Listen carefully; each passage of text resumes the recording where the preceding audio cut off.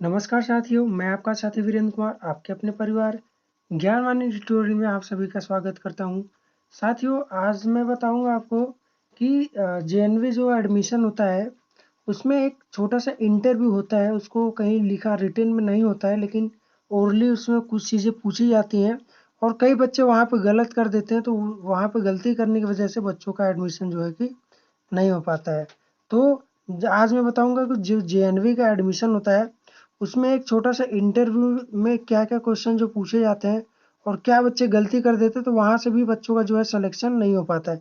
तो ऐसा नहीं है कि सिलेक्शन लेटर आपका आ गया तो आपका एडमिशन हो ही जाएगा। कुछ गलतियाँ हैं जो गलतियाँ करने से आप बचे रहिए, तो पक्का है कि सिलेक्शन लेटर के बाद आपका एडमिशन हो जाएगा। तो अभी मैं आज का जो टॉपिक है उसको मैं इंटरव्यू के बारे में बताऊंगा।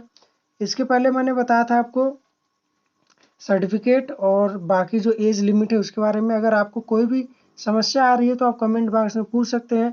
और अगर आप अभी हमारे चैनल पर नए हैं तो हमारे चैनल को सब्सक्राइब जरूर कर लीजिएगा, ताकि जो अपडेट है सबसे पहले आप तक पहुंच जाए।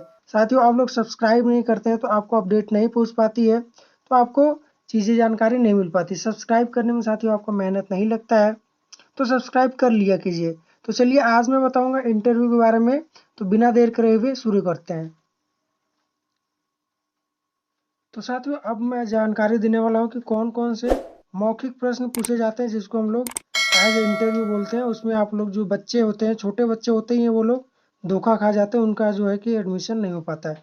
तो मौखिक प्रश्न में सबसे पहली बात जो है कि उसको अपने बारे में मतलब सारी चीज़ें पता होनी चाहिए। मतलब माई सेल्फ जो है वो बच्चे को सारी चीज़ें पता होनी चाहिए। माई सेल्फ का मतलब उसको अपना नाम, उसको नाम मतलब फैमिली मेम्बर्स का नाम, उसको अपना एड्रेस। क्योंकि कई बच्चे इसमें थोड़ा सा गलत भी कर देते हैं, तो ये सब चीज़ें पता होनी चाहिए। क्योंकि वो एनालिसिस करते हैं जो वहाँ के प्रिंसिपल होते हैं कि बच्चा जो है खुद से एग्ज़ाम दिया है या कहीं किसी से दूसरा बात थी, मतलब कोई नकल वगैरह वाला सिस्टम ऐसा तो नहीं था। इसके लिए जो अपने बारे में बच्चे को सारी जानकारी होनी चाहिए, डेट ऑफ बर्थ वगैरह सारा चीज़ जो है उसको पता होना चाहिए। ये पहली चीज़ है। दूसरी चीज़ मौखिक में बताऊंगा मैं। दूसरी चीज़ उसको अपने स्कूल का पूरा डिटेल पता होना चाहिए। देखिए, ये चीज़ें आपको कहीं भी लिखित में नहीं मिलेगी, लेकिन ये ज़रूरी चीज़ें होती हैं। अगर आपका बच्चा नहीं बता पाएगा तो वहाँ से वो लोग कहेंगे कि ये फर्जी है, इसको हम लोग नहीं ले पाएंगे। तो साथियों, ये जानकारी मैं अभी आपको और भी दूंगा आगे। पहले मैं बता दूं, अगर आपने हमारे चैनल को सब्सक्राइब नहीं किया है तो हमारे चैनल को सब्सक्राइब कर लीजिए और बेल आइकन को जरूर दबा दीजिएगा, ताकि लेटेस्ट अपडेट जो है जेएनवी से सबसे पहले आप तक मिले।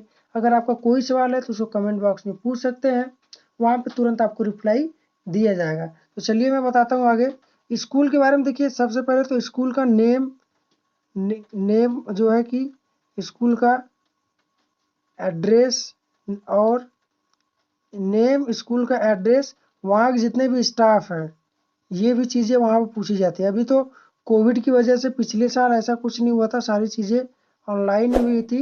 लेकिन इसके पहले अगर कोविड नहीं रहता है तो ये इंटरव्यू होता है। तो और अभी कोविड नहीं है, अगर एडमिशन होता है तो फिजिकली जाते हैं बच्चे, तो ये सब सारी चीज़ें पूछी जाती हैं। स्टाफ के बाद ये एक और चीज़ है जो मैं आपको बताना चाहता हूँ, स्कूल से रिलेटेड स्कूल का जो है लोकेशन।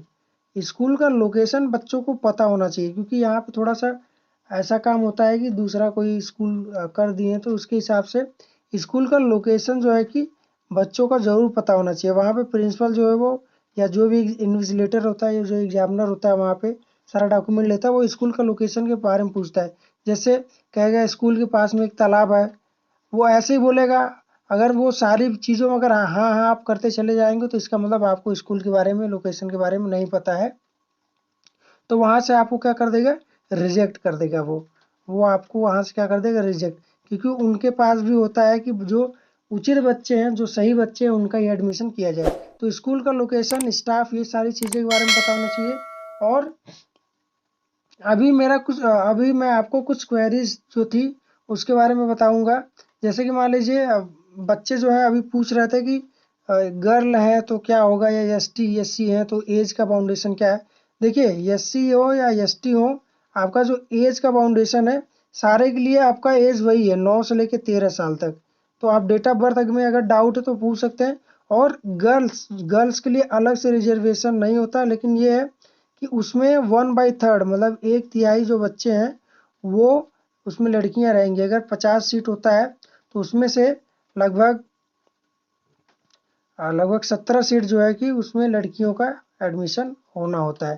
तो साथियों, ये इंटरव्यू के बारे में कुछ जानकारी थी, मैं शेयर करना चाहता था आपके साथ, ताकि आप अपने बच्चों को बता दीजिए। अगर आपका बच्चा सेलेक्ट हो जाता है, उसका एडमिशन के लिए जाता है, तो उसको कोई परेशानी ना हो। और अगर आप जेएनवी से रिलेटेड कोई भी जानकारी चाहते हैं तो हमारे चैनल को सब्सक्राइब जरूर कर लीजिएगा। और अभी मैं अगले वीडियो में आपको बताऊंगा कि जेएनवी की तरह कौन और से स्कूल है जहाँ पे फ्री ऑफ कास्ट पढ़ाई होती है, तो ये सब जानकारी पाने के लिए हमारे चैनल को सब्सक्राइब कर लीजिए और बेल आइकन को दबा दीजिएगा और अपने दोस्तों में भी शेयर करिए। अगर वीडियो अच्छा लगा हो तो उसको लाइक करिए और अगर कोई समस्या हो तो कमेंट बॉक्स में पूछ सकते हैं। तो साथियों, आज के लिए इतना ही।